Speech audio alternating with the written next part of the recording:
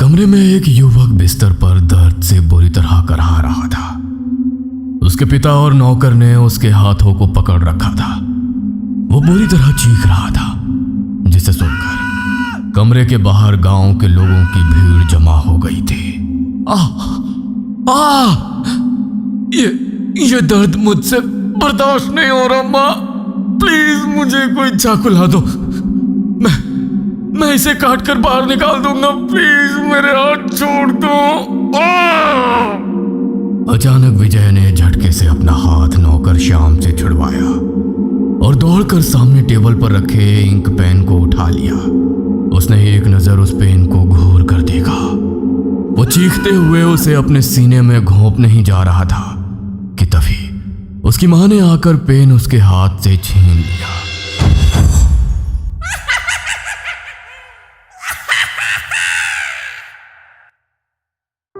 विजय एक 30 साल का पढ़ा लिखा लड़का था।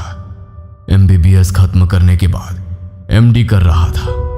पूरा परिवार बेटे की सफलता के कारण सीना फुलाए घूम रहा था कि एक रात कुछ ऐसा हुआ जिसने विजय के परिवार की कुंडली बदल कर रख दी।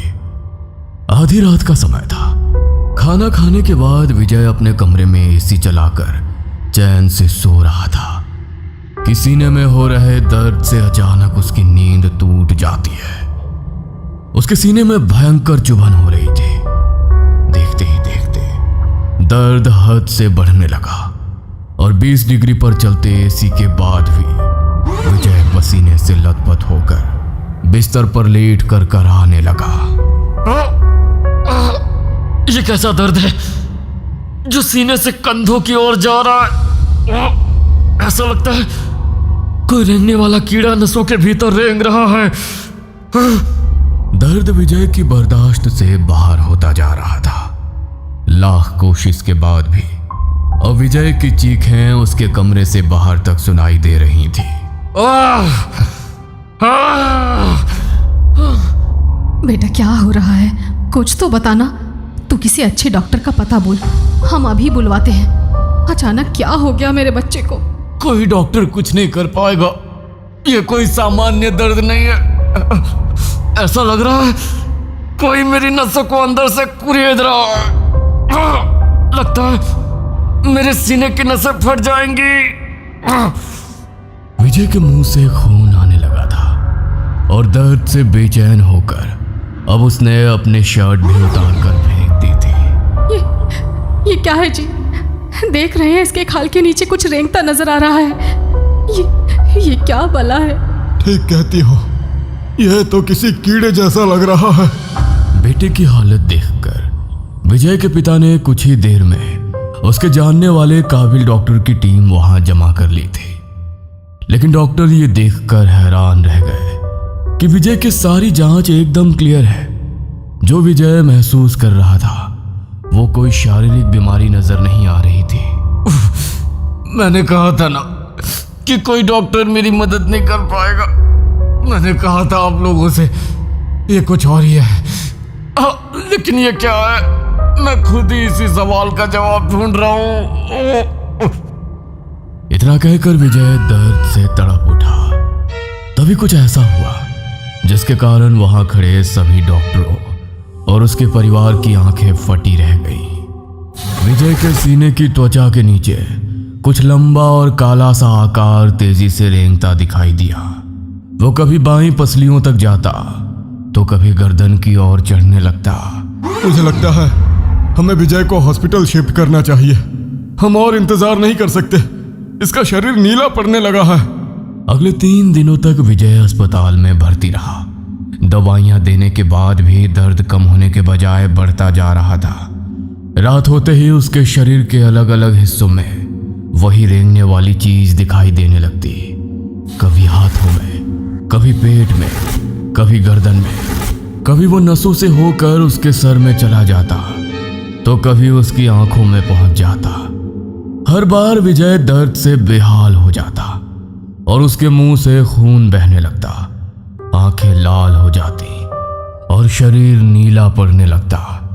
कोई दवा, कोई इलाज मानो उस पर काम नहीं कर रहा था। सोमेश, सुनना, मेरे कान में कुछ रेंग रहा है मेरे भाई, मेरे कान का पर्दा फट जाएगा। कुछ करो भगवान के लिए, कुछ करो। मुझे बेहोशी का इंजेक्शन दे दो, मैं ये दर्द बर्दाश्त नहीं कर सकता। सर, आई थिंक विजय ठीक कह रहा है। हमने अपनी हर कोशिश करके देख लिया है। जो रेंगने वाली चीज़ हमें खुली आंखों से दिखाई दे रही है, किसी भी अल्ट्रासाउंड, एक्सरे, ब्लड रिपोर्ट में पकड़ में क्यों नहीं आ रही? अगर हम उसका दर्द कम नहीं कर सकते तो कम से कम उसे नींद का इंजेक्शन ही लगा दीजिए। ठीक है, लगा दो इंजेक्शन। विजय की फैमिली को बुलाओ, मुझे उनसे बात करनी है। कुछ पता चला विजय कब तक ठीक हो जाएगा? आखिर ये क्या बीमारी हुई है मेरे बेटे को? अंकल, आप खुद एक डॉक्टर के पिता हैं, मजबूत इंसान हैं और समझते हैं कि हम डॉक्टर्स बस कोशिश ही कर सकते हैं। क्या हुआ है उसे? कुछ बोलोगे? पिछले 3 दिन में उसका वजन 13 kg कम हो गया। आंखें गहरे गड्ढों में धंस गई हैं, शरीर से मांस गायब हो गया है। मुझे कहते हुए तकलीफ हो रही है, लेकिन शायद वो चंद दिनों का मेहमान है। आप अपने जानने वालों को बुलवा लीजिए। दवा काम नहीं कर रही, दुआ का ही सहारा बचा है शायद। हालांकि खबर किसी वज्रपात सी उनके सीने पर लगी थी। फिर भी खुद को संभालते हुए विजय के पिता ने फोन निकाला और पुरानी हवेली को मिला दिया। अम्मा, मेरा विजय। क्या हुआ मेरे लाल को? भगवान जाने क्या हुआ। तुम आखिर बार देख लो उसे, कल का कोई भरोसा नहीं। डॉक्टर है लल्ला मेरा, उसे कौन बीमारी पकड़ेगी? हिम्मत रख, सब ठीक होगा। मैं आती हूँ। अम्मा पहली गाड़ी से अस्पताल पहुंच गई थी। सामने बिस्तर पर जो लेटा था, उसकी हालत देख कोई नहीं कह सकता था ये वही विजय है जो 3 दिन पहले तक अस्पताल में बैठा मरीज देख रहा था। जर्जर शरीर, बेजान आंखें। दादी ने विजय को एक नजर देखा और उनके माथे पर बल पड़ गए। वो लड़खड़ाती कमरे से बाहर आई और अपने बेटे के सामने जा खड़ी हुई। ये बीमारी नहीं है, इस पर मारण टोटका किया गया है। माँ, आप ये कैसी बातें कर रही हैं? आज के जमाने में ये कैसे हो सकता है? बरसों पहले अपनी आंखों से ये सब होते देखा है मैंने। उसके शरीर में भी ऐसे ही कुछ रेंगता था। बाद में पता चला कि किसी ने उसकी जान लेने के लिए तांत्रिक क्रिया करवाई थी। अगर अभी भी मेरी बात पर यकीन नहीं है तो यहाँ से सीधा घर चलो, तुम्हें खुद यकीन हो जाएगा। दादी की बात सुनकर विजय के पिता और माँ दोनों की आंखें हैरानी से खुली रह गई थी। घर पहुंचकर कमरा चेक करो विजय का, उसके बिस्तर या अलमारी में जरूर कुछ मिलेगा।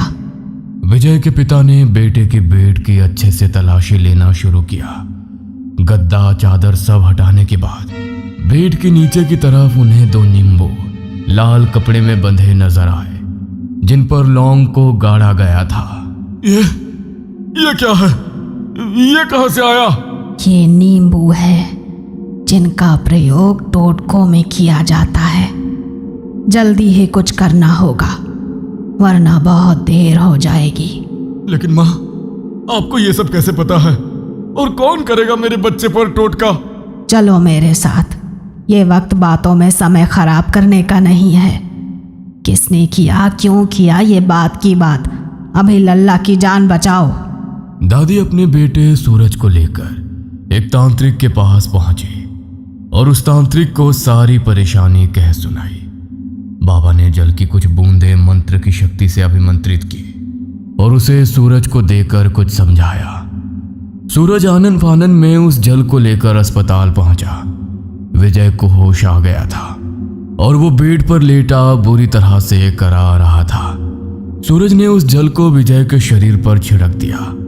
जल की बूंदें गिरते ही विजय अचानक दर्द से चीख उठा। उसका शरीर ऐसे जल उठा मानो किसी ने तेजाब फेंक दिया हो। यह नजारा देख सूरज का चेहरा गंभीर हो गया। उसने साथ लाई भभूत विजय के माथे पर लगाई और तेज कदमों से फिर से बाबा के आश्रम पहुंच गया। आपका कहना सत्य था बाबा, जो मैंने देखा वो अप्रत्याशित था। पानी की बूंदें कैसे तेजाब बन गई?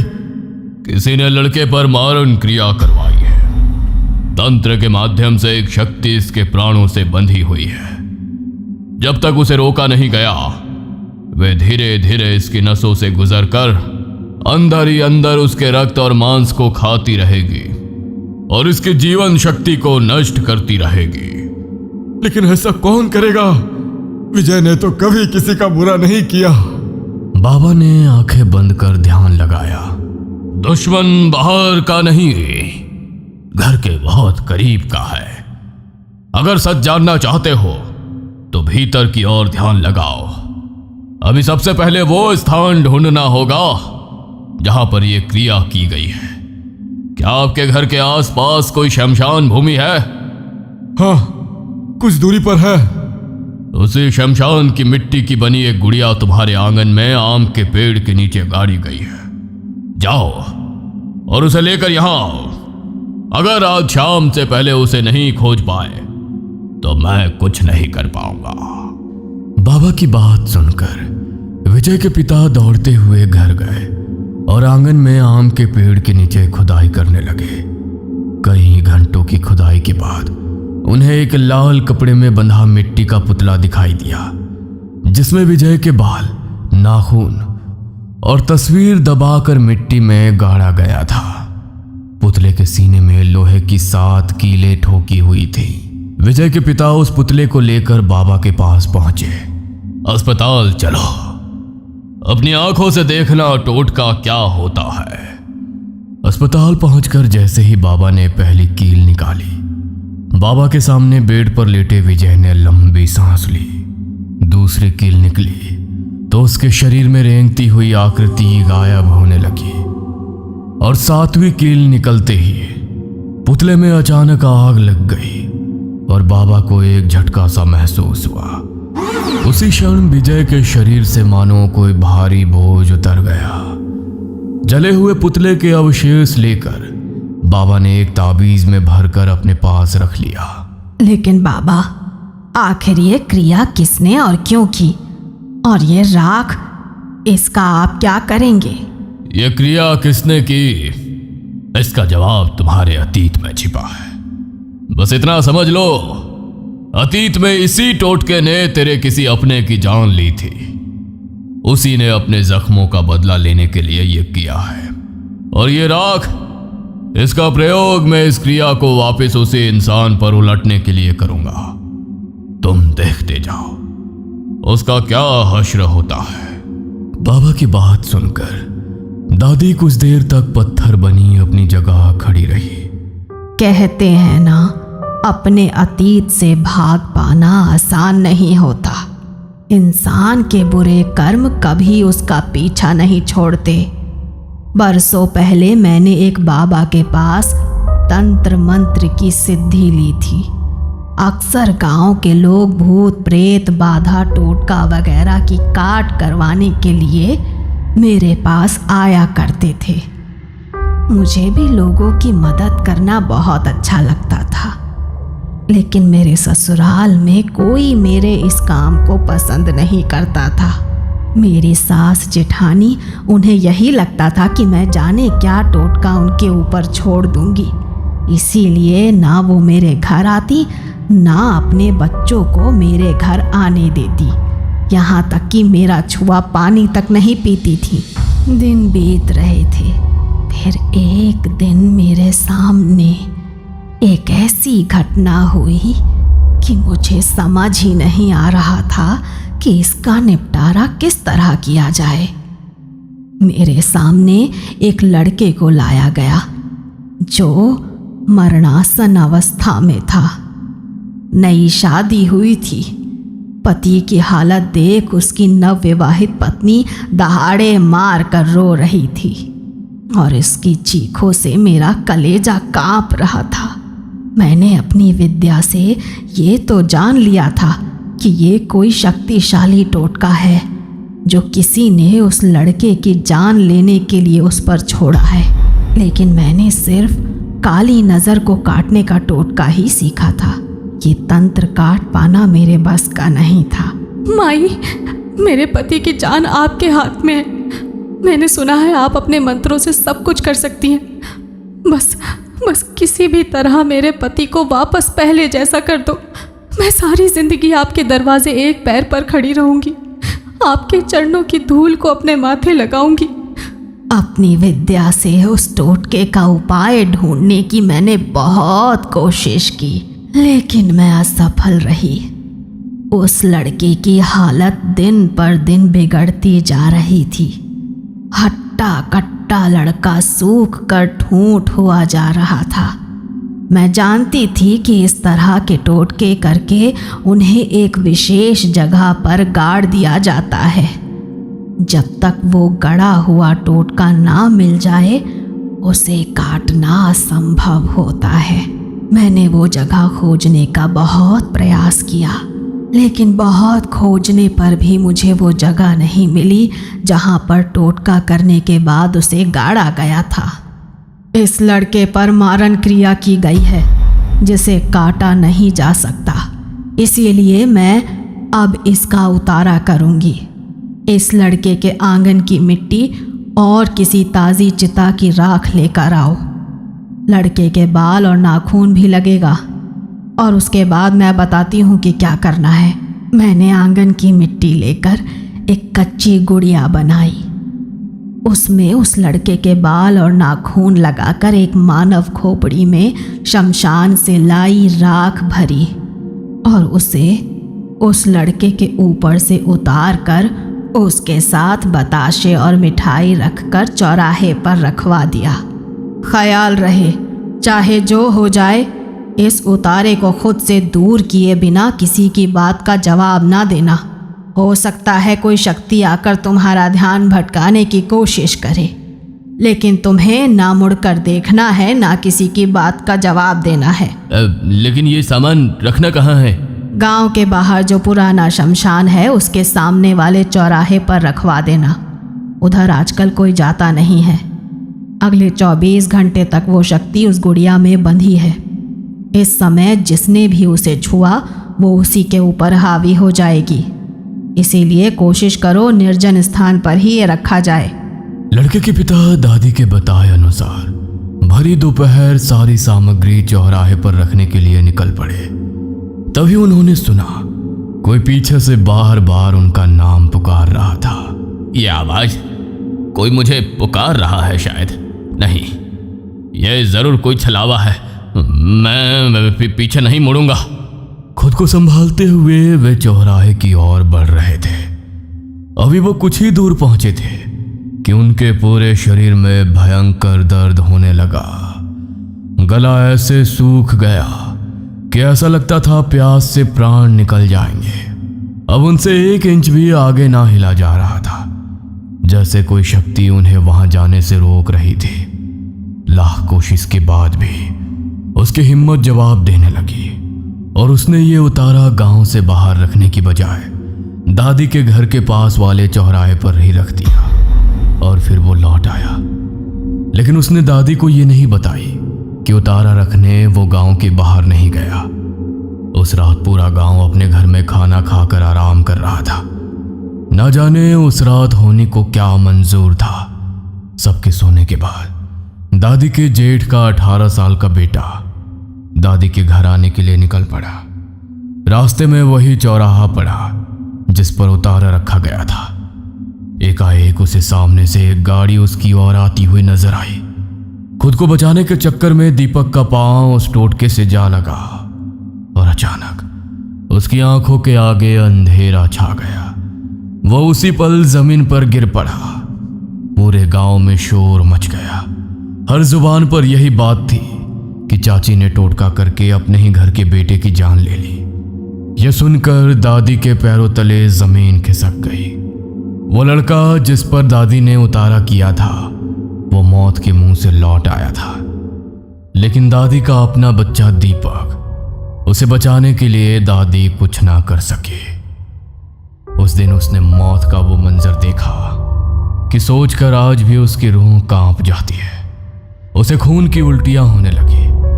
इससे पहले कि कोई कुछ कर पाता वो सबको छोड़कर चला गया। मुझे इतना गहरा सदमा लगा कि मैंने इस काम से सदा के लिए हाथ खींच लिए। मेरी जेठानी ने अपने बेटे की मौत का जिम्मेदार मुझे माना।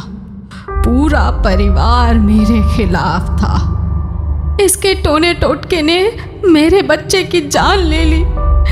डायन है ये, मेरे बच्चे को खा गई। वो मुझे बद्दुआ दे रही थी, लेकिन मैं पत्थर बनी वहां खड़ी थी। आखिर वो माँ थी। उनके लिए वो क्षण उनकी अपनी मौत से भी ज्यादा कष्ट देने वाला था। इस कलंक से अपने आप को दूर करने के लिए ही हम यहाँ दूसरे कस्बे में आकर रहने लगे। मैं तो वक्त के साथ सब भूल गई, लेकिन शायद वो कभी नहीं भूली। बरसों बीत गए, उम्र गुजर गई, लेकिन उनके बेटे की मौत का जख्म शायद कभी भरा ही नहीं। और इसीलिए अपने जवान बेटे की मौत का बदला लेने के लिए उन्होंने ये सब किया। वो मुझे भी वही तकलीफ देना चाहती है जो उन्होंने सही। तो चिंता मत कर, अब मैं ये मरण तंत्र उसी पर उल्टा कर दूंगा जिसने विजय पर यह टोटका किया था। ऐसी मौत होगी उसकी कि 7 पुश्तें किसी पर तंत्र कराने से पहले सोचेंगी। नहीं, उन्होंने अपने बेटे की मौत का पहाड़ जैसा दुख देखा है। मुझे उनसे कोई शिकायत नहीं। कुछ दिन पहले ही पता चला था उनका अंतिम समय नजदीक है। शायद मरने से पहले वो अपना बदला लेना चाहती थी ताकि सुकून से मर सके। जाने दीजिए बाबा, मेरा बच्चा ठीक हो गया। मुझे और कुछ नहीं चाहिए। कुछ महीनों बाद विजय पूरी तरह स्वस्थ हो गया था। पहले की तरह अपनी पढ़ाई करने लगा था। दादी की बात सच थी। कुछ ही दिनों में दादी की जेठानी की मौत की खबर भी सुनाई थी। शायद उनके प्राण इसी में अटके थे कि वो अपने जवान बेटे की मौत का बदला लिए बगैर ये दुनिया नहीं छोड़ पा रही थी। कहने को सब ठीक हो गया था, लेकिन आज भी उस रात को याद करके विजय, उसके माता पिता और दादी कांप उठते हैं। विजय तो मारण क्रिया से बच गया, लेकिन क्या हर व्यक्ति इतना भाग्यशाली होता है? क्या आपने कभी चौराहे पर टोटका रखा हुआ देखा है?